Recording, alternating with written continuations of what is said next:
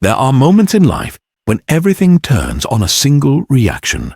One sharp word, one rash reply, one instant of anger that cannot be undone. These moments test the depth of our discipline. The Stoic understood this well.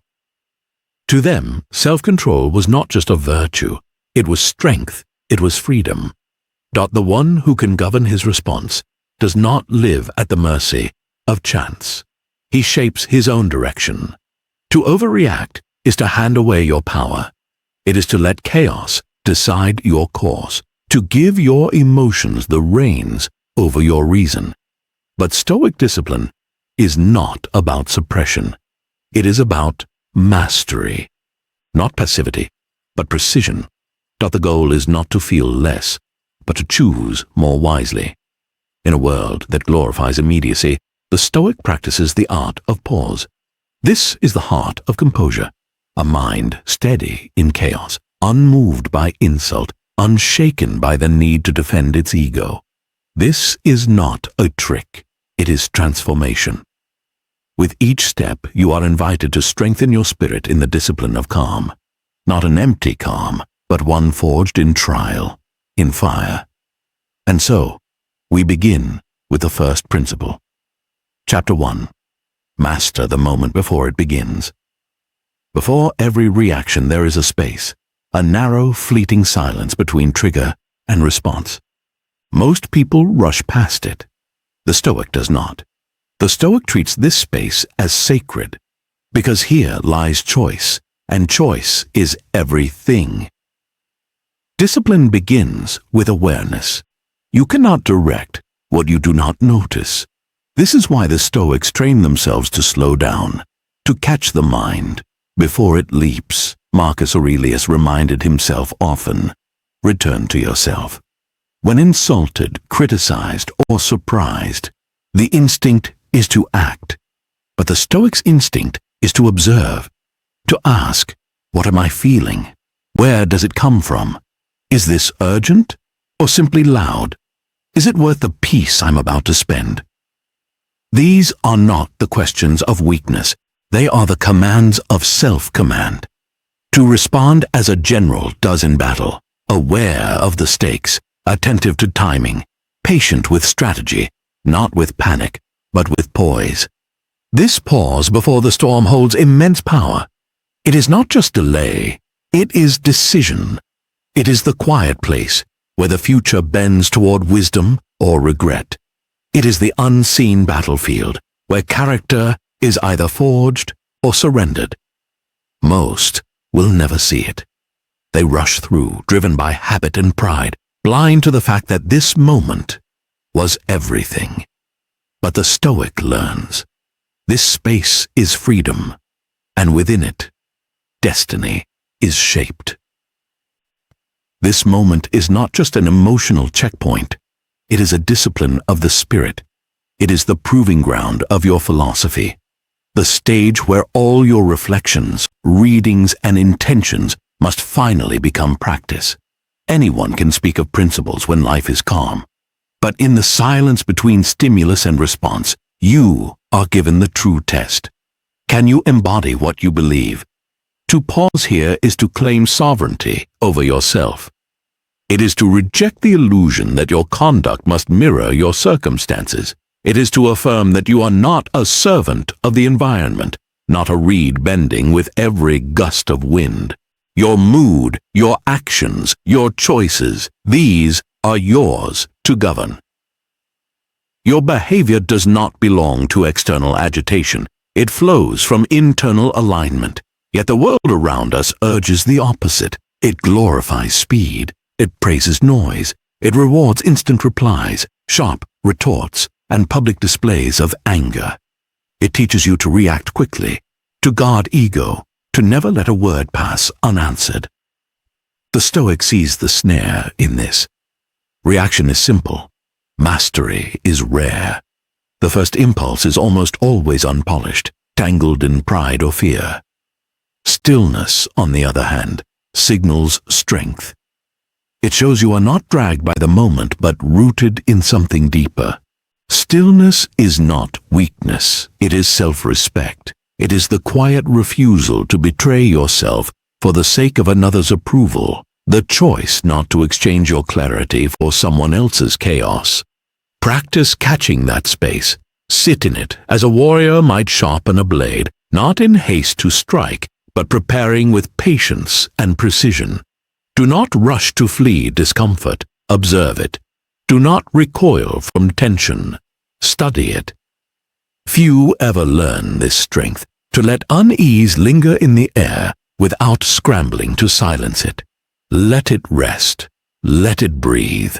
Allow it to reveal the places within you still in need of discipline. This is endurance of the mind. This is where the noise of the world begins to fade and your truer voice begins to rise. Breathe into it. Hold it a little longer each time. 5 seconds. 10. A minute. And eventually, you will no longer measure. You will simply remain steady. This is not delay. It is refinement. It is the space where raw instinct softens and insight begins to take form. In that stillness, clarity emerges. Options once hidden appear. Words you might have regretted lose their hold. You discover that wisdom does not rush forward shouting. It waits. It watches. It chooses. The more you honor this space, the more it shapes you. What begins as pause becomes mastery. What begins as restraint becomes freedom. This is not passivity. It is principled living. What once looked like hesitation becomes discernment. What once seemed like inaction becomes composure. What once felt like silence becomes intention. Here is where character is carved, not in ease, but in the tension between instinct and ideal, when you choose the harder, nobler path. This is where the Stoic dwells, not detached from life, but fully engaged with clarity, not hardened, but disciplined, not aloof, but steady within the world, yet not owned by it, emotionally aware, but not ruled by emotion, anchored, present, composed. Begin your day with presence. Take a few minutes before the first task to grow still. Breathe. Repeat a mantra. I do not serve impulse. Visualize yourself meeting difficulty with calm. Train the mind before the world has the chance to test it. Chapter 2. Stop taking things personally. The Stoic does not demand that the world meet their expectations. They do not assume others share their values, nor do they cling to the belief that life owes them understanding. For most overreactions do not come from what happens, but from the meaning we attach to it. A friend does not reply. You take it as rejection. A stranger is rude. You take it as attack. A family member forgets, and you interpret it as proof of neglect. A colleague overlooks your contribution. You decide you are invisible. These judgments root themselves quickly if left unchecked. But what if it meant nothing? What if it had little or nothing to do with you? This is the freedom of detachment. Not indifference, but independence from emotional turbulence. As Epictetus reminded us, it is not events that disturb us, but our judgments about them. When you release the habit of taking things personally, you stop bleeding from every small cut.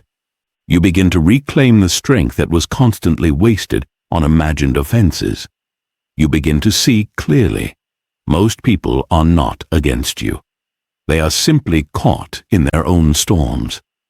Their words and actions reflect their inner battles, not a deliberate attempt to wound you. And with that realization, your heart steadies. You no longer need to carry every glance, every silence, every oversight as an assault on your worth. Instead of rushing to defend, you create space to observe. Instead of assuming the worst, you learn to interpret with neutrality, even generosity. Most of what feels personal is not personal. Not every slight is a verdict. Not every disappointment is an insult. In this clarity, you discover freedom, the kind that lifts the constant weight of imagined conflict. This is not weakness, it is strength under control. The quiet confidence of one who knows their energy is too valuable to be squandered on every passing flame. Detachment is not absence, it is strength practiced through awareness, refined by inner work, and proven through lived experience. It does not mean disconnection. It means you are no longer entangled in every passing emotion or provocation. You remain present to life without being pulled apart by it. You still see, feel, and respond, but with intention, not impulse. Detachment is not an excuse for poor behavior, nor is it permission to tolerate mistreatment. It is the art of conserving your energy for what is truly worthy of it. Not every offense requires a defense. Not every conflict deserves your presence. You are not ignoring disrespect. You are choosing not to be ruled by it. You are refusing to hand over your calm to someone else's chaos. You are declining to become a vessel for another's ungoverned emotions. That is not passivity, it is power. The Stoic does not absorb every energy that enters the room. They do not serve as a sponge for every mood and disturbance. They remain grounded in their own being, guarding their emotional ground like a warrior protects sacred land. They do not treat every vibration as a summons. They pause, they weigh, they discern. They respond not to noise, but to truth. When faced with hostility, they do not reflect it back. They measure it. When confronted with immaturity, they do not descend. They stay upright. Their presence becomes a steady contrast in a world driven by reaction. Their peace is not fragile glass to be shattered at the slightest touch. It is a fortress, built with philosophy, tested by hardship, sustained by daily practice. It is not stumbled upon, it is earned. Earned by choosing silence when shouting would be easier, by walking away when ego demands to linger, by rooting worth in who they are rather than in how others treat them. So when something threatens to disturb your calm, ask, is this truly about me? Or is this another storm spilling into my space? Most storms you encounter are not yours to weather. Most fires you notice were never lit for you. What feels like attack is often turbulence someone else has not learned to master. Learn to distinguish what belongs to you from what is merely projection. Learn to separate what requires response from what deserves only silence. This is not withdrawal from life. It is wise participation in it. It is learning to treat your peace as the rare resource it is. It is learning to move through chaos without carrying it. When you begin to live this way, your vision sharpens. You start to notice where your attention is most easily hijacked, and you reclaim it before it is spent. The more calmly you can stand in the presence of another's storm, the more you understand. You are not their stormkeeper. You can acknowledge without absorbing, witness without internalizing, care without collapsing. This shift does more than prevent overreaction. It refines discernment, strengthens spirit, and frees your path from the weight of other people's chaos. It grants the rare power to walk away without guilt, to remain silent when silence is strength, and to preserve your energy for higher purposes. You begin to move differently, less hurried, less shaken, more rooted, more free. Emotional wounds land less often, and when they do, they heal more quickly. Peace becomes your choice, not as escape, but as alignment. You release the chase for control over others and deepen the control within yourself. In a world that overreacts as habit, your composure becomes your distinction. One way to build this composure is through reinterpretation. When something frustrates or offends you, pause and imagine three alternative explanations that do not place you at the center. Perhaps they acted from exhaustion, from pressure you cannot see, or from wounds they have not yet named. Ask what other stories might be true. Could this be a misunderstanding, a rushed judgment, a reflection of their own inner turmoil unrelated to you? These questions are not just exercises of thought. They are practices of compassion and strength. They train the mind to look beyond itself, to remember that every person carries unseen context. Every sharp word has a backstory. Every cold response has a root. Every harsh tone is tied to struggles beyond your view. Replace assumption with curiosity. Trade suspicion for possibility. The habit of asking, what else could be true, becomes the bridge between fragility and fortitude. Gradually, the inner voice that interprets everything as personal, that leaps to conclusions and clings to offense, begins to quiet. In its place grows a steadier voice, one that observes before it judges, one that seeks to understand rather than accuse. You will feel this shift in your body as much as in your thoughts. Fewer sudden spikes, less racing of the heart, fewer flares of wounded pride. Instead, space begins to open between feeling and response, and it is within that space that strength resides. This practice dissolves ego, expands empathy, and builds a form of resilience that does not crumble under misunderstanding. You no longer depend on constant affirmation or defense, because your worth is anchored in something more stable than reputation. Self-awareness.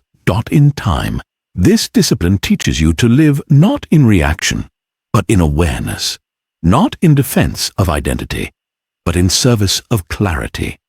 It becomes a kind of emotional agility, the ability to bend without breaking, to stand firm without hardening. This is where composure is born, in a mind that no longer rushes to judgment but waits, listens, and searches patiently for understanding. Chapter 3. Learn the art of delay. Few things are more stoic than the pause. The pause is a fortress. It is the choice to withhold reaction until reason has entered the room.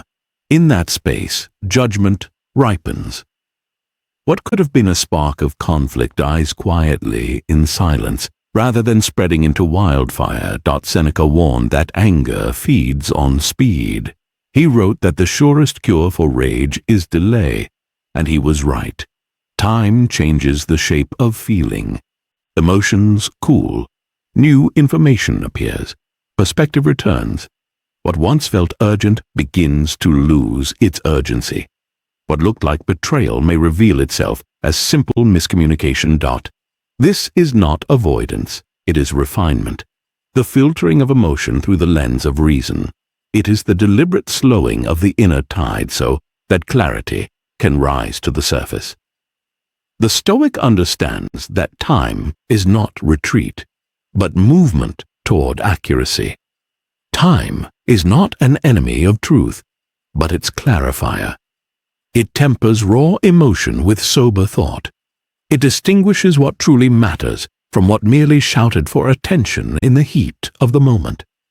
Many things that roar at first encounter with time reduce to whispers. The wise response is rarely the first one. It is the response that survives the test of time, polished by thought, balanced by perspective, strengthened by restraint. This is the ability to feel deeply, yet still wait before acting. Delaying reaction does not mean abandoning action. It is not passivity or apathy. It is anchoring your actions in clarity, refusing to act simply to relieve discomfort. It is the strength to hold the line when every impulse wants to rush forward. It is the choice of substance over spectacle, calm over chaos. It is the trade of temporary release for enduring wisdom.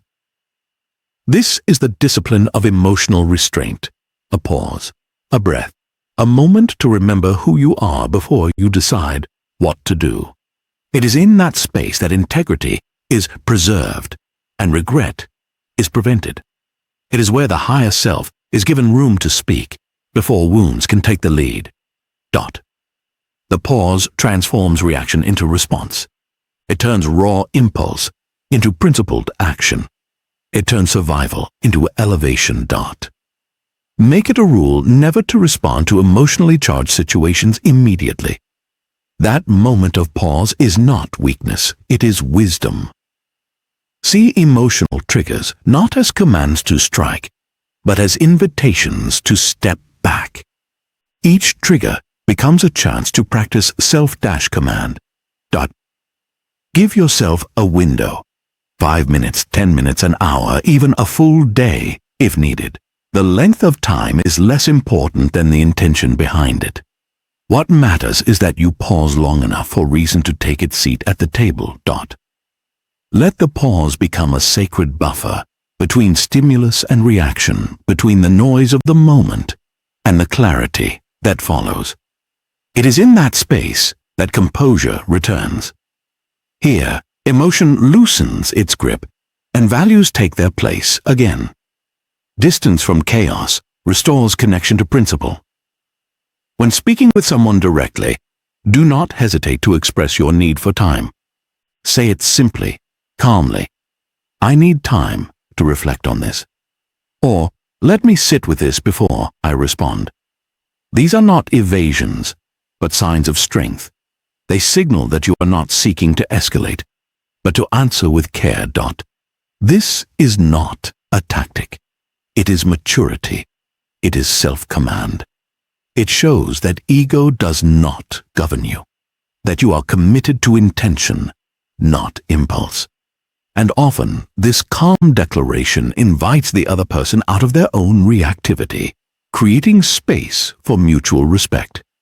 Stepping back grants both sides the chance to reflect, and many conflicts dissolve in that very pause. Protect your clarity before offering your response. If needed, step away, not as retreat, but as realignment. Breathe, journal, walk, reflect. Return to yourself before you return to the conversation. Let your principles speak louder than your pain. A quick reply often comes from the wound.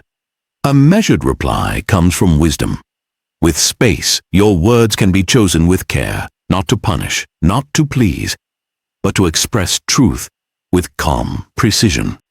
This does not weaken your voice. It strengthens it. For words spoken from reflection carry gravity. They cut through confusion. They endure.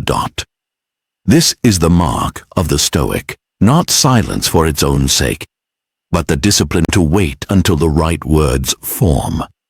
It is the strength to hold steady until the best response is clear. Chapter 4. Understand the nature of others. People will be unkind. They will misunderstand. They will act from impulse, from ego, from wounds they have never addressed. This is not betrayal. It is not even surprise. It is simply human nature. Marcus Aurelius reminded himself each morning, the people I meet today will be meddling, ungrateful, arrogant, dishonest, jealous, and surly. He did not write this with bitterness, but with readiness. By expecting human flaws, he made himself steady when they appeared. Much of overreaction comes from surprise. We expect too much. We imagine people will be wiser, kinder, more self-aware than they are. We secretly hope they will be thoughtful, fair, and measured, that they will meet us at the level of self-reflection we strive to cultivate. And when they do not, we feel betrayed. But the Stoic does not build expectations on illusions. The Stoic prepares the mind for reality. People are not always acting from clarity. Often, they are reacting, just as we sometimes do. And when they fail to meet the image we silently held of them, the sting is not only in their behavior, but in the collapse of that illusion. disappointment, anger, heartbreak. These often arise less from the act itself and more from the shock that it came from someone we believed would do better. But when you understand human nature, the surprise fades. You begin to let go of the expectation that others will always rise to your standards. You stop imagining that wisdom is common, that maturity is widespread, or that emotional awareness is the norm. Instead, you see error as part of the shared human condition. Ego, insecurity, haste, immaturity. These are not rare anomalies. They are ordinary expressions of unexamined inner lives.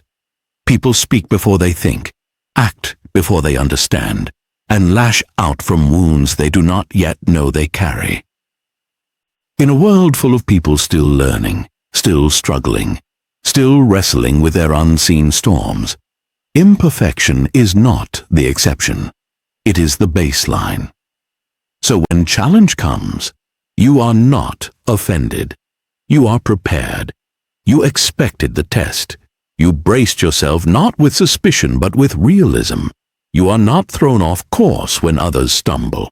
You do not treat their failures as a reflection of your worth. You are not pierced by every careless word or irrational act. You have learned to separate their noise from your values.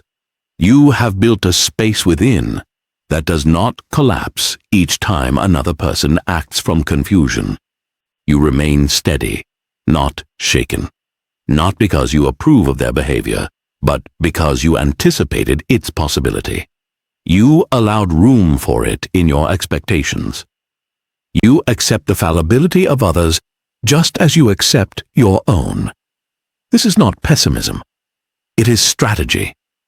You understood the world would be imperfect, and so you prepared your spirit in advance. When chaos arrives, you are not insulted by its presence. You are activated by your training. Your peace does not depend on outer perfection. Your balance is not outsourced to the behavior of others. You anchor yourself in principle, not circumstance. This is the Stoic advantage. Not cynicism but readiness. Not cold detachment but emotional wisdom. Not a demand for perfection, but preparation for imperfection. You choose to meet disorder with order, not outrage. To bring reason where others bring noise. You carry calm into the room without performance or pretense, not by withdrawing from the moment, but by lifting it. You become a source of stillness, not because the world is quiet, but because you have trained yourself to remain unshaken within the storm. You hold your ground, not from pride, but from practice. You are not here to prove yourself. You are here to honor the inner order you've built with discipline and time. You do not need to win every exchange or control every perception. Your task is simpler, but greater, to safeguard your integrity, rooted in something deeper than tone, tension, or turbulence. You carry yourself with dignity, even when dignity is denied to you. This grounding allows you to listen without being baited, to observe without absorbing, to engage without being consumed. You remain whole even when others unravel. Your wholeness does not depend on outer calm, but on inner alignment. From that place of strength, you offer something rare to the world. Composure in the midst of chaos. It is not dramatic, yet it is powerful. It does not shout, yet it leaves an impression. Such presence becomes a quiet teacher, a living reminder that self-command is the highest command, that one can stand in the fire and not be burned by it. This is the mark of a Stoic, not perfection, but peace, not withdrawal, but resolve. Each morning, prepare your mind. Remind yourself of the behavior you may encounter, rudeness, selfishness, forgetfulness. Say to yourself, I expect this, and I will meet it with composure. This simple rehearsal strengthens your emotional immunity. Chapter 5. Remember what you control. All of Stoicism rests on a single truth. There are things within your control and things beyond it. Peace depends on knowing the difference. Forget this, and you will be swept into frustration, trying to change others, force outcomes, or resist reality itself. Remember it, and you become steady. Your sphere of power is small but absolute. Your thoughts, your choices, your values. Everything else is outside your command. As Epictetus wrote, some things are up to us, and some things are not. This is not just a mental note, it is a foundation for freedom. The one who forgets this boundary lives in turmoil, forever fighting the world to fit their private wishes. They suffer over what cannot be altered, argue with reality, and drain themselves chasing what lies beyond their reach. But the one who honors this truth walks in calm. They are not passive. They are precise. They do not withdraw from life. They engage where they are most effective. Their energy is conserved because it is not wasted on the impossible. Their peace is steady because it rests not on outcomes, but on effort. Their strength is inward, and because of that, it cannot be taken. You cannot command traffic, but you can command your breath. And within a single breath lives patience, clarity, and presence. You cannot control another's tone, but you can control your response. Whether you mirror their agitation or rise above it with composure. You cannot secure every outcome, but you can govern your effort, your preparation, your consistency. These are not small forms of control. They are the foundation of greatness. The Stoic does not aim to master the world. They aim to master themselves within it. That is the only mastery that endures. When stress weighs heavy, take up a simple practice. Draw 2 columns. In one, write what is within your control. In the other, what is not. Then return your energy only to the first column. This realigns your focus and dissolves reactivity. Chapter 6. Train the voice within.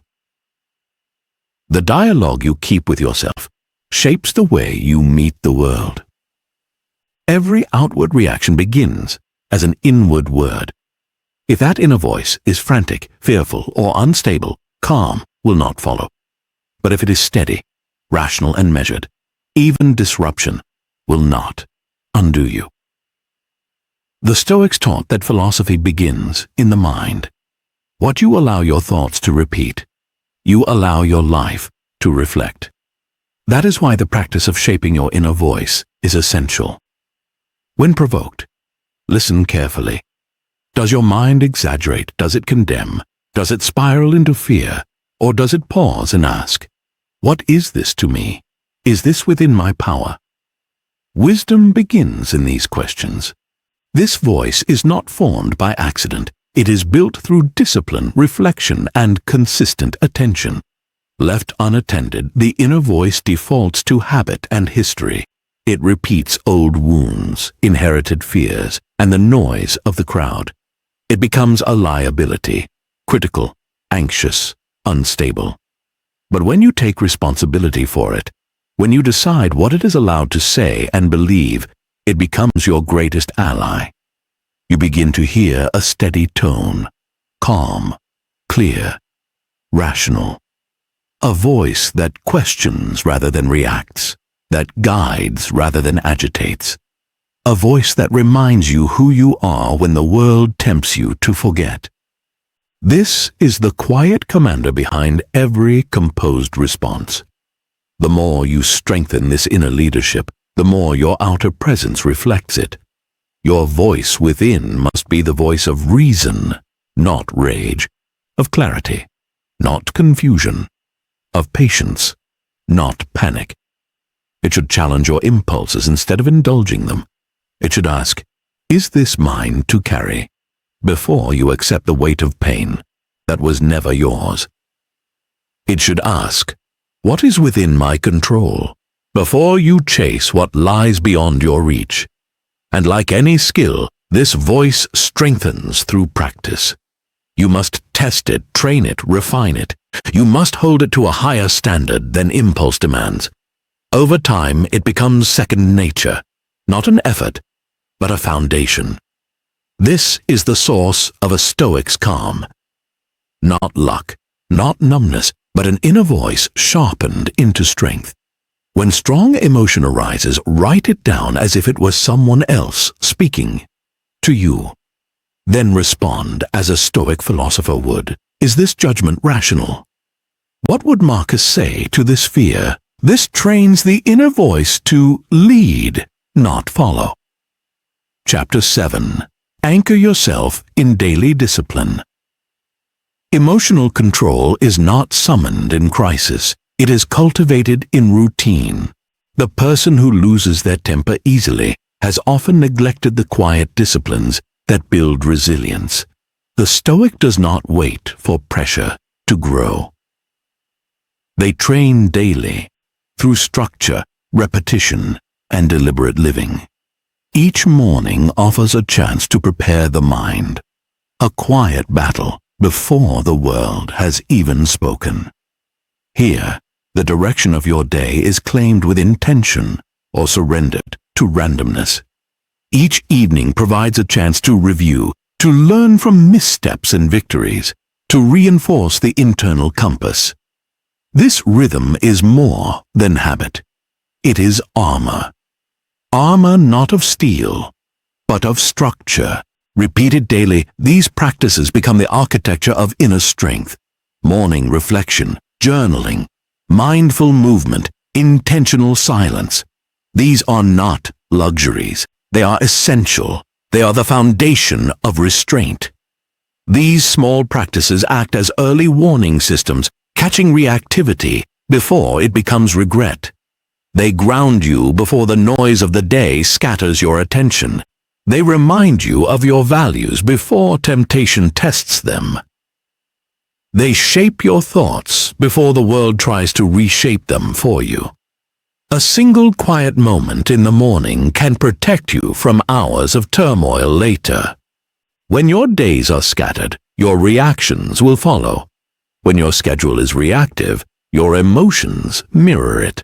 When your mind is left unchecked, it becomes vulnerable to every disturbance, every email, every comment, every delay. But when you return again and again to what you value, what you aim for, what you choose, difficulty no longer shakes you. You do not flinch. You do not panic. You have rehearsed these moments. You know how to breathe under pressure because you have practiced breathing when it was easy. You know how to focus because you have trained focus daily in the quiet margins of life. This is what separates the composed from the reactive. Not personality, not luck. Practice, consistency, ritual. By showing up for yourself each day, you build a foundation that holds no matter how unpredictable the world becomes. Discipline is not something you reach for only in the storm. It is something you install before the weather changes. It is the quiet, proactive work of inner construction, the steady effort to ensure that when emotion strikes, your foundation holds. The Stoic prepares their posture long before the world gives them a reason to lose it. They train for adversity in stillness, so they are not caught off guard in chaos. They anticipate disruption and meet it with steadiness, not bravado, but rehearsed resilience. They do not rely on luck. They do not wait for favorable conditions. They do not hope for serenity. They build it. They construct it, day by day, often in invisible ways. Waking early when it would be easier to linger in bed, reflecting when distraction calls, responding calmly when lashing out, would be simpler. One sunrise at a time, one choice at a time, one act of discipline repeated until it becomes identity. And once it becomes identity, it is no longer something you perform. It is how you move, think, and respond. It becomes the atmosphere of your behavior, the default of your actions. It becomes how you breathe under pressure and how you stand when others collapse. This is how calm becomes character, not by avoidance, but through deliberate shaping of the self. This is how resilience becomes reflex, not by avoiding hardship, but by learning to bend without breaking. Again and again, discipline stops being effort and becomes nature. It becomes the part of you that speaks first when challenge arrives, and the part that remains last when everything else falls away. It becomes your edge, your root, your rhythm. Composure no longer needs to be chased. It walks with you. Build a daily ritual that reinforces stillness. Make your morning a sanctuary, not a sprint. Begin with journaling. Write what you fear, what you aim to master, and who you intend to be. Let this simple act train your focus like a muscle. End the day with reflection. Review your responses, note what stirred you, and consider how to return stronger tomorrow. Anchor your mind in honesty and growth. Create small, repeated practices. Walking in silence instead of reaching for noise. Pausing before meals to reflect instead of scrolling mindlessly. Limiting distractions not just from devices, but from conversations and environments that provoke reactivity. Turn the ordinary into sacred habit. These rituals are not mere structure. They are resistance against disorder. Each quiet act is rebellion against the world's addiction to urgency. Each moment strengthens your emotional core. Each ritual fortifies your mental posture. The aim is not perfection. It is preparation. And you are training yourself to return to your center faster, to catch yourself sooner, to move through the day as someone who leads their inner life rather than serves their impulses. That is the essence of stillness, not the absence of noise, but the refusal to be controlled by it. The Stoic does not hope for an easy world. They prepare for a turbulent one. They do not expect calm seas. They train the soul for the storm, not to live in fear, but to rise above it, not to avoid emotion, but to guide it with discipline and dignity. Each principle you have read here is a stone in the foundation of living strength. This is strength that speaks without words, felt in the way you carry yourself, in sitting silently without needing to dominate, in meeting conflict without losing your center. It is invisible to the eye, yet undeniable in presence. To never overreact is not indifference. It is intelligence in action.